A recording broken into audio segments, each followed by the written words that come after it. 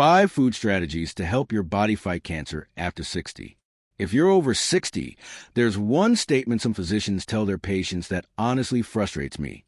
Just eat whatever you want. It doesn't really matter. If you've heard that while dealing with cancer or worrying about recurrence, this video is for you. Most individuals going through cancer treatment never unlock the full potential of what their body could naturally do to support that treatment. Not because they lack motivation, but because nobody gives them clear, science-based answers about nutrition. Some oncologists even claim diet doesn't matter at all. That's simply false. When cancer returns, it's often because the root cells, the cancer stem cells, were never truly eliminated. The frightening reality is those stem cells can silently bring disease back. The hopeful part? Certain foods can actually help target and weaken those dangerous stem cells. Not expensive powders, not extreme detoxes, just real food on your plate. In this video, I'll speak to you straight as both a physician and scientist. No fluff, no complicated terminology, no sugarcoating. Just what's real and what's hype when it comes to using food to support your body during cancer or to lower your risk.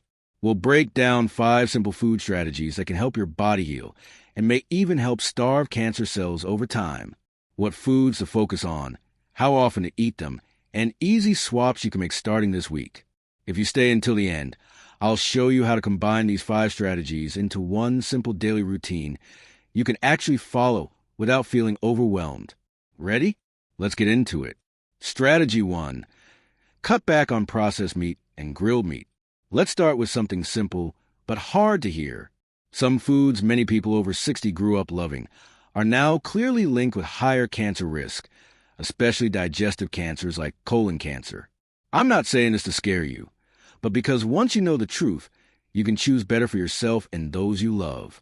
At the top of the danger list are processed meats. Sausages, hot dogs, deli meats, salami, ham, bacon, corned beef. These aren't just somewhat unhealthy.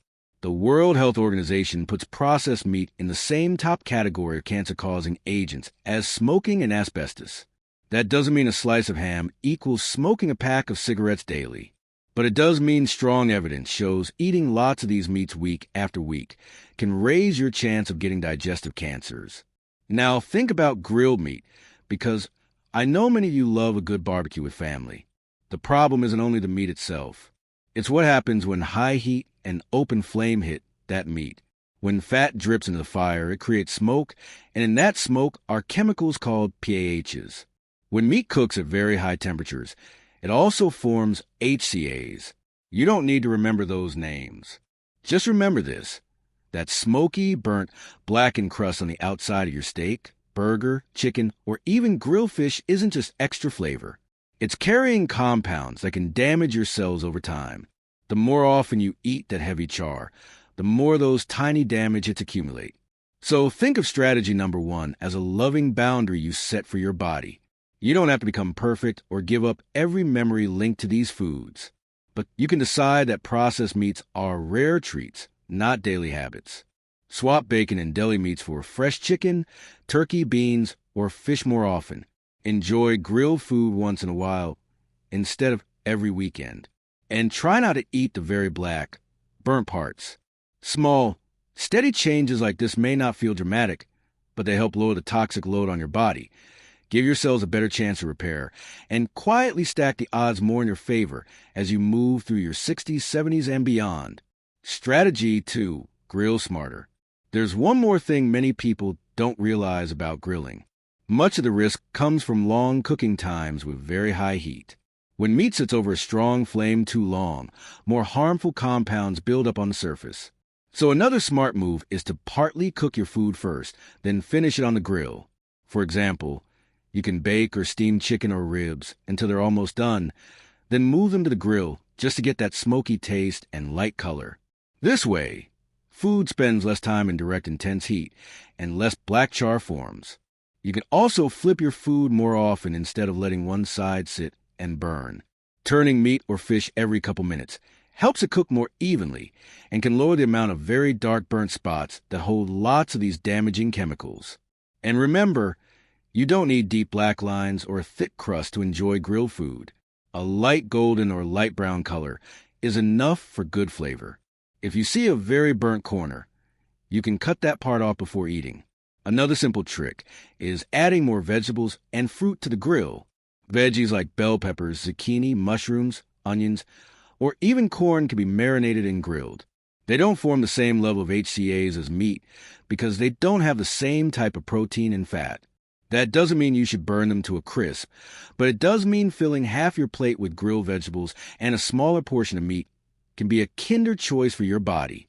You can even grill slices of pineapple or other fruit as a side that gives you flavor, fiber, and natural antioxidants all at once.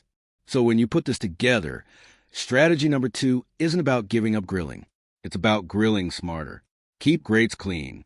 Step back from smoke. Use antioxidant-rich marinades.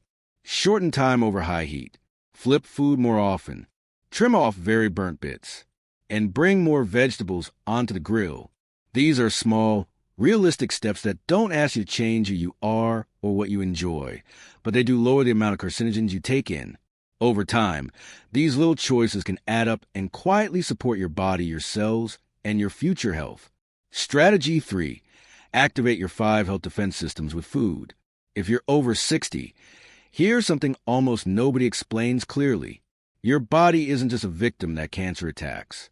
Your body is wired with powerful health defense systems working every single day to find trouble, fix damage, and keep small problems from turning into big ones. This isn't positive thinking. This is basic biology. You have a blood vessel system that can either feed a tumor or cut off its blood supply. That's called angiogenesis. When it works in your favor, it can help stop tiny cancers from getting the steady blood flow they need to grow. You also have a regeneration system that helps your healthy tissues repair and rebuild after damage, including after treatments like surgery, chemo, or radiation. On top of that, there's your gut microbiome, around 39 trillion bacteria living in your intestines. When those bacteria are in good balance, they help calm inflammation, support your immune system, and even help protect your DNA from damage.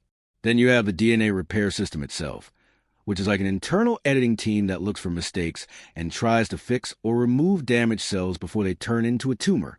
And finally, there's your immune system, which includes cells that can recognize and attack cancer, plus your inflammation control system that decides whether your body is quietly healing or constantly on fire and feeding disease. Here's where food becomes a real strategy, not just a slogan. The foods you eat can switch these 5 defense systems up or down. The right foods help your body cut off blood flow to tumors, repair healthy tissue, feed good bacteria in your gut, protect your DNA, and keep your immune system strong without turning inflammation into a wildfire. That means your daily food choices can work together with your chemotherapy, targeted therapy, or immunotherapy instead of working against them. Food isn't a replacement for treatment, and I would never tell you to stop what your doctor prescribed. This isn't food versus medicine. This is food and medicine side by side. When you see it that way, every snack, every meal becomes a small chance to support your body's natural defenses, lower the chance that cancer will grow or come back, and give your treatments a better shot at doing their job. Strategy 4. Eat foods that starve tumors and attack cancer stem cells. This brings us to strategy number 4, and this is where things get very hopeful. There are real foods that can help your body cut off blood supply to tumors and even go after cancer stem cells. Scientists call these anti-angiogenic foods, meaning they help your body choke off the extra blood vessels that a tumor tries to grow for itself. You don't have to remember the word, just remember the foods. Soy, tomatoes, green tea, and even your daily coffee all contain natural compounds that help slow down that extra blood vessel growth. Oily fish rich in omega-3s or an omega-3 supplement, if you can't always eat fish, also supports this defense system. Berries like raspberries, blueberries, strawberries, and blackberries, plus grapes, especially red grapes, and brassica vegetables such as broccoli, cauliflower, kale, and bok choy all carry anti-angiogenic compounds that help starve tumors by cutting off some supply lines. On top of that, there are foods that don't just affect blood vessels. They actually target cancer stem cells, which are the root cells that can bring cancer back. Purple potatoes, with their deep natural color, are rich in anthocyanins that have been shown to kill colon cancer stem cells in lab studies. Green tea doesn't only help with blood vessels, it also hits those stem cells. And that morning coffee you may already love has compounds that can help kill cancer stem cells too. So your morning cup can be part of your defense plan. Tree nuts like walnuts add another layer of support with healthy fats and fiber that are good for your immune system and gut. So strategy number 4 is simple to remember. Fill your plate more often with these two groups of foods. Ones that starve tumors by cutting off their blood supply, and ones that go after cancer stem cells to lower the chance that cancer can grow or come back from those hidden roots. Strategy 5. Heal your gut and boost immunity with prebiotic and probiotic foods. Strategy number 5 is all about your gut. The tiny life inside your intestines has a huge impact on how your body handles cancer. When your gut microbiome is healthy, it helps calm down inflammation all over your body and gives your immune system more power to find and kill cancer cells. One of the best ways to do this is to feed your good bacteria with prebiotic high-fiber foods. When you eat foods rich in fiber and natural plant compounds, your gut bacteria turn them into short-chain fatty acids that act like spraying a fire extinguisher on a campfire, helping to cool down chronic inflammation. Simple everyday foods like lentils, chickpeas, and all kinds of beans, white beans, black beans, whatever you enjoy, are great for this.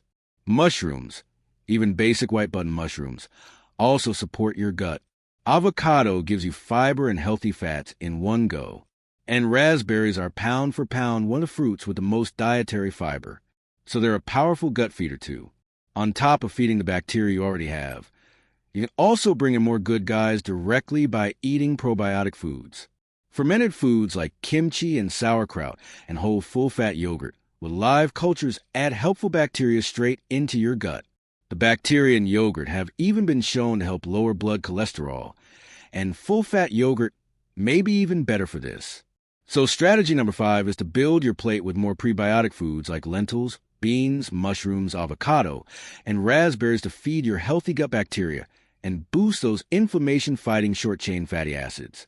And to add probiotic foods like kimchi, sauerkraut, and full-fat yogurt to increase the number of good microbes. Together, this helps reduce inflammation, supports your immune system, and gives your body another layer of defense in the fight against cancer. When you see this as a daily habit instead of a strict diet rule, it becomes easier to stick with. Each small choice to add these foods is one more way to quietly support your body's own defenses side by side with your medical treatment. It doesn't replace any treatment from your doctor. It works alongside it, giving your gut microbiome, your immune system, and your inflammation control system a better background to work from. Exactly in the spirit of food and medicine together. Not food versus medicine. So remember, food isn't a substitute for treatment, and it isn't a magic cure, but it is a real tool. Every bite you choose can either feed the problem or support your body while you and your doctor fight it. If you're over 60, those 5 food strategies we talked about aren't just nice ideas. Big U.S. cancer groups like the American Cancer Society and the National Cancer Institute keep repeating the same message. More real plant food, fewer ultra-processed foods, and less added sugar are linked with lower cancer risk and better overall health. You're not just eating healthy. You're changing the chemistry inside your body. Your oncologist should guide your treatment plan. And if they can also talk with you about food, that's perfect. If they cannot, you still have the power to start with your next meal. You don't need permission to fill your plate with food that helps you heal and helps starve cancer. If this video helped you, don't stop here. Save it, watch it again, and share it with someone you love. And when you're ready, watch the next video on my channel, where we go deeper into simple everyday foods that calm inflammation and protect your cells while you recover. I'll see you there. Bell, don't forget to subscribe to Golden Life Health. If you found this video helpful, make sure to hit that like button. It really helps the channel. Don't forget to subscribe to Golden Life Health and turn on the notification bell so you never miss out on future videos. I'd love to hear your thoughts, so drop a comment below and let me know what you think. Thanks for watching, and I'll see you in the next one. Folded hands.